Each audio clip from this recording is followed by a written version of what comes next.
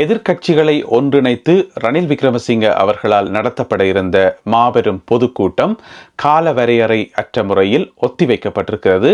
இது குறித்து விரிவாக விளக்கமாக இந்த காணொளியில் பார்க்க இருக்கின்றோம். கைது செய்யப்பட்டு விசாரிக்கப்பட்டு வருகின்ற பாதாள உலக குழு உறுப்பினர்கள் வழங்கி வரும் தகவல்களின் அடிப்படையில் பல்வேறு தேடுதல்கள் இடம்பெற்று வருகின்றன. இதனை அடுத்து பல பாதாள உலக குழு உறுப்பினர்கள் தப்பியோடி மறைந்திருப்பதாக தகவல்கள் வெளியாகியுள்ளன. ஐக்கிய தேசிய கட்சியுடன் எந்த காலத்திலும் சேரப்போவதில்லை என ஸ்ரீலங்கா பொதுஜன பெரமுன கட்சியினுடைய பொதுச் செயலாளர் தெரிவித்திருக்கின்றார். இது குறித்தும் விரிவாக இந்த காணொளியில் பார்க்க இருக்கின்றோம். வடபகுதிக்கு எதிராக தென் பகுதியில் சூழ்ச்சியொன்று இடம்பெற்று வருவதாக ஜனாதிபதி அனுரகுமார திசாநாயக்கா அவர்கள் தெரிவித்துள்ளார். இந்த செய்திகள் உட்பட மேலும் பல செய்திகளும் தகவல்களும் இன்றைய காணொளியில் காத்திருக்கின்றன. அத்துடன் முக்கியமான ஒரு கேலி சித்திரம் ஒன்று இருக்கிறது. முன்னாள் ஜனாதிபதி ரணில் விக்ரமசிங்க அவர்களுடன் சம்பந்தப்பட்ட ஒரு கேலி சித்திரம். எனவே எல்லாவற்றையும் தொகுத்து இந்த காணொளியில் பார்க்கலாம். தமிழடியான் சொந்தங்கள் அனைவருக்கும் வணக்கம். செப்டம்பர் மாதம் 3ஆம் தேதி 2025ஆம் ஆண்டு புதன்கிழமை.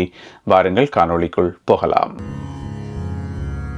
இந்த மாதம் 6ஆம் தேதி சனிக்கிழமை ரணில் விக்ரமசிங்க அவர்கள் எதிர்க்கட்சிகள் அனைத்தையும் ஒன்று சேர்த்து மாபெரும் பொதுக்கூட்டம் ஒன்றை நடத்தப் போவதாக அறிவித்திருந்தவர்.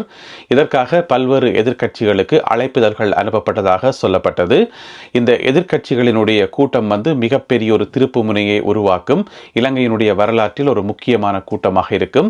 இந்த அரசாங்கத்தை அசைத்து பார்க்கிற மாதிரி இருக்கும், அல்லது ஆட்சியை கைப்பற்றுவதற்கான ஒரு தொடக்க புள்ளியாக இருக்கும். அப்படி இருக்கும், இப்படி இருக்கும் என்று சொல்லி நிறைய அடைமொழிகள் எல்லாம் கொடுக்கப்பட்டது. இந்த கூட்டம் இப்படி இருக்கும் என்று சொல்லி. ஆனால் கடைசியில் பார்த்தீங்கன்னு சொன்னால் கூட்டம் ஒத்தி வைக்கப்பட்டிருக்கிறது கால வரையறை அற்ற முறையில். ஏனென்று சொன்னால் ரணில் விக்ரமசிங்க அவர்களுடைய உடல்நிலையை கருத்தில் கொண்டு மருத்துவர்கள் ஆலோசனை வழங்கியிருக்கிறார்களாம். நீங்கள் நிறைய ஓய்வு எடுக்கணும், உங்களுக்கு இருக்கிற வருத்தத்துக்கு இப்போ நீங்கள் ஓய்வு தான் எடுக்கணுமே தவிர தேவையில்லா வேலை பார்த்து ஆட்கள் எல்லாம் கூட்டி வச்சு கூட்டம் கூட்டக்கூடாதுன்னு சொல்லி மருத்துவர்கள் சொன்னதன் காரணமாக இப்பொழுது இந்த கூட்டம் கால வரையறை அற்ற முறையில் ஒத்தி வைக்கப்பட்டிருப்பதாக தகவல்கள் வெளியாகியுள்ளன. நான் ஏற்கனவே போட்ட ஒரு காணொலியில் சொல்லியிருந்தேன், நான் முதல் கோணல் முற்றும் கோணல் என்று சொல்லி ஒரு தமிழ் ஒரு பழமொழி இருக்குத்தானே. அதே மாதிரி இந்த எதிர்க்கட்சிகள் எல்லாரையும் சேர்க்கணும், இப்படி ஒரு பெரிய கூட்டம் ஒன்றை கூட்டணும் என்று சொல்லி அந்த எண்ணம் வந்ததல்ல.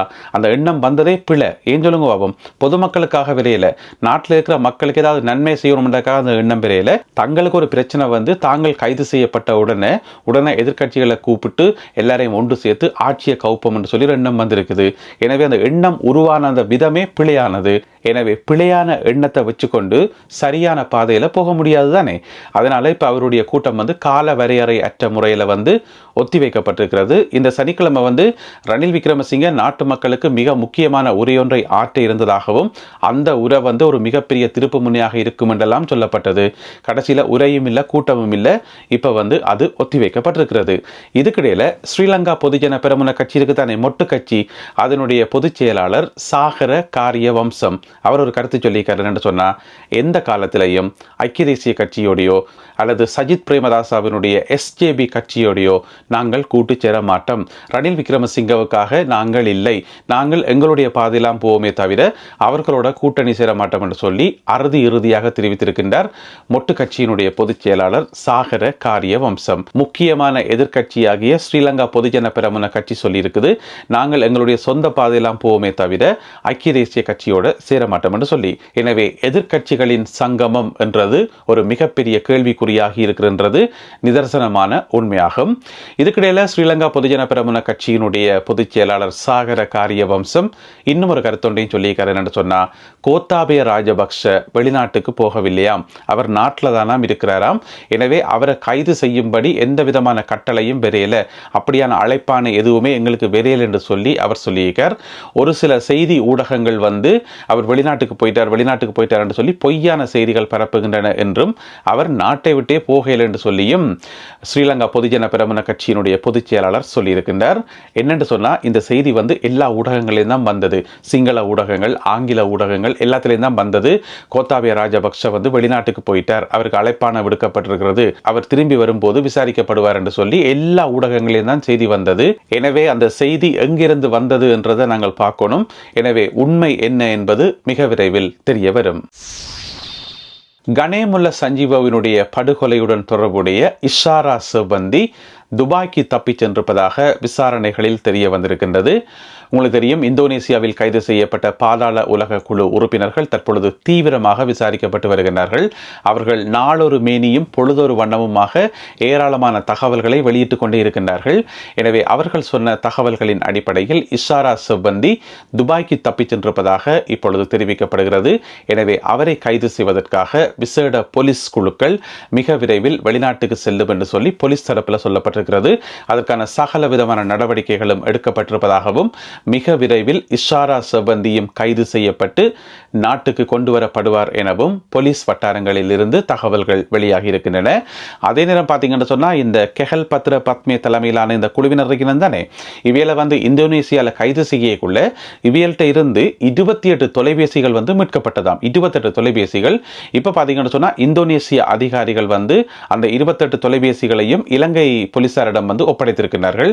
எனவே அந்த 28 தொலைபேசிகளும் தொடர்ச்சியாக ஆய்வு செய்யப்பட்டு வருகின்றனவாம். அவற்றில் இருந்தும் கூட இன்னும் ஏராளமான தகவல்கள் பெறப்படும் என்று சொல்லப்படுகிறது. இதே நேரம் இந்த 5 பேருடையும் தொடர்பில் இருந்த அல்லது இந்த 5 பேருடைய கட்டளையின் கீழ் வேலை செய்த ஏராளமான பாதாள உலக குழு உறுப்பினர்கள் தற்பொழுது ஓடி ஒழித்து வருவதாக தகவல்கள் வெளியாகி இருக்கின்றன. பலர் தலைமறைவாகி இருப்பதாகவும் சொல்லப்படுகின்றது. அதே நேரம் பார்த்தீங்கன்னு சொன்னால், நாட்டில் இருக்கக்கூடிய விமான நிலையங்கள், முக்கியமான துறைமுகங்கள் மற்றும் நாட்டை விட்டு வெளியே செல்லக்கூடிய சகல வழிகளும் தீவிர கண்காணிப்பு வளையத்துக்குள் கொன்றப்பட்டிருப்பதாக தெரிவிக்கப்படுகிறது. ஏனென்று சொன்னால், இவர்கள் பல்வேறு மார்க்கத்துக்களால் தப்பியோடுறதுக்கான வாய்ப்புகள் இருக்குது. எனவே அனைவரையும் இப்போ வளைச்சு பிடிச்சு கைது செய்யணும். எனவே யாருமே தப்பி ஓட முடியாதபடி பாதுகாப்புகள் பலப்படுத்தப்பட்டிருப்பதாக தகவல்கள் வெளியாகி உள்ளன. வடபகுதியை இலக்கு வைத்து தென்பகுதியில் சூழ்ச்சி ஒன்று இடம்பெற்று வருவதாக ஜனாதிபதி அனுரகுமார திசாநாயக்கா அவர்கள் தெரிவித்திருக்கின்றார். நேற்று புதுக்குடியிருப்பில் உரையாற்றும் போது அவர் இந்த கருத்தை சொல்லியிருக்கின்றார். அதாவது வடபகுதியை மையமாக வைத்து தெற்கில் ஒரு சூழ்ச்சி ஒன்று நடந்து கொண்டிருக்கு சொல்லி, அந்த சூழ்ச்சியினுடைய பிரதானமான நோக்கம் என்னென்னு சொன்னால், சிங்கள மக்கள் மத்தியில் கதைகளை பரப்புறது. எப்படி என்று சொன்னால், வடக்கில் மீண்டும் ஆயுத போராட்டம் வரும், ஆயுத போர் வெடிக்க போது, நாட்டில் சண்டை வெடிக்க போது, அதற்கான தயார்படுத்தல்கள் வடபகுதியில் நடக்குது என்று சொல்லி சிங்கள மக்கள் மத்தியில் கதைகளை பரப்பி ஒரு சூழ்ச்சியை செய்யறதுக்கு சில தரப்புகள், சில குழுக்கள் முயற்சி செய்து வருவதாக ஜனாதிபதி அனுரகுமார திசாநாயக்கா அவர்கள் குறிப்பிட்டிருக்கின்றார். இந்த குழுக்கள் யார் என்று சொல்லி ஜனாதிபதி அனுரகுமார திசாநாயக்கா அவர்கள் நேரடியாக குறிப்பிடல. இருந்தாலும் அவர்கள் யாராக இருக்க முடியும் என்றதை நாங்கள் ஓரளவு ஊகிச்சு பிடிக்கலாம். என்று சொன்னால், இந்த இனவாதம் கதைக்கிறார்கள் தான். இனவாதத்தை திரும்ப திரும்ப கதைக்கிறார்கள். நாட்டில் சண்டை வரப்போது, யுத்தம் வரப்போது, அதனால இடங்களை விடக்கூடாது, ராணுவம் பின்வாங்கக்கூடாது, ராணுவ முகாம்கள் விடுவிக்கப்படக்கூடாது, அப்படி என்று சொல்லி இந்த திரும்ப திரும்ப இந்த இனவாதம் கதைக்கிற எல்லாரும் தான் இதுக்கு காரணம். ஏனென்று சொன்னால், இந்த அரசியல்வாதிகள் ஒரு பழக்கம் இருக்கு என்று சொன்னால், சும்மா வாயால ஃப்ரீயா தான் கதைக்கிறது. அதெல்லாம் வாயால கதைச்சு போட்டு சத்தம் போடாமல் இருந்திருவினம், இனவாதத்தை கக்கி போட்டு பேசாமல் இருந்திருவினம், தங்களோட வேலையை பார்த்துக்கொண்டு தங்களோட குடும்பத்தை நல்லா டெவலப் பண்ணி கொண்டிருப்பினம். அதை கேட்கிறாக்கள் அதுக்கு எடுபட்டு அதில் அந்த மூலச்செலவை செய்யறன்னு சொல்லுவோம் தானே, அந்த மாதிரி மூலச்செலவைக்கு உட்படுற ஆக்கள் ஏதாவது செயலில் இறங்கிருவினம், அல்லது தமிழ் மக்களுக்கு எதிராக சிந்திக்க ஆரம்பிச்சிருவினம், செயல்பட ஆரம்பிச்சிருவினம், அரசியல்வாதிகள் தப்பிடுவினம். இதுதான் காலங்காலமாக நடந்து கொண்டு வருது. எனவே தென்பகுதியில் இருந்து கொண்டு இந்த இனவாதம் கதைக்கிறார்கள், அடிப்படைவாதம் கதைக்கிறார்கள், அல்லது பௌத்த மயமாக்கணும் என்று சொல்லி கதைக்கிறார்கள். இந்த மாதிரி கதைக்கிற எல்லா குரூப்ஸையும் அரசாங்கம் ஏதோ ஒரு சாட்டை போட்டு பொய் வழக்காவது போட்டு அட்லீஸ்ட் பிடிச்சி உள்ளுக்க வைக்கணும் என்றதான் இப்போ எங்களுக்கு முன்னால் இருக்கக்கூடிய முக்கியமான ஒரு விஷயமாகும். அவர்களுடைய வாயை அடைச்சு விட்டா எல்லாம் சரியா நடக்கும். நான் ஏற்கனவே ஒரு காணொலியில் சொன்னான், தென்னிலங்கையில் கொஞ்சம் பேட்ட வாய்க்கு பிளாஸ்டர் ஒட்ட வேண்டி கிடக்குது. அப்படி ஒட்டி அவையில பிடிச்சி உள்ளுக்குள்ள போட்டு விட்டா ஒரு பிரச்சனையுமே இல்லை. அடுத்ததாக இன்றைய கேலி சித்திரம் கார்ட்டூன். இது முன்னாள் ஜனாதிபதி ரணில் விக்ரமசிங்க அவர்களை பற்றிய ஒரு கேலி சித்திரம். உங்களுக்கு தெரியும், நேற்று ஒரு செய்தி ஒன்று வந்திருந்தது. அதாவது ரணில் விக்ரமசிங்க உட்பட அன்றைய அவருடைய ஆட்சியில் அமைச்சரவையில் இருந்த சகல அமைச்சர்களுக்கும் எதிராக வழக்கு விசாரணைகள் ஆரம்பிக்கப்பட இருக்குது என்று சொல்லி ஒரு செய்தி ஒன்று வந்தது. நானும் இங்கே காணொலியில் சொல்லியிருந்தேன் அந்த செய்தியின் விவரம் என்னென்று சொல்லி.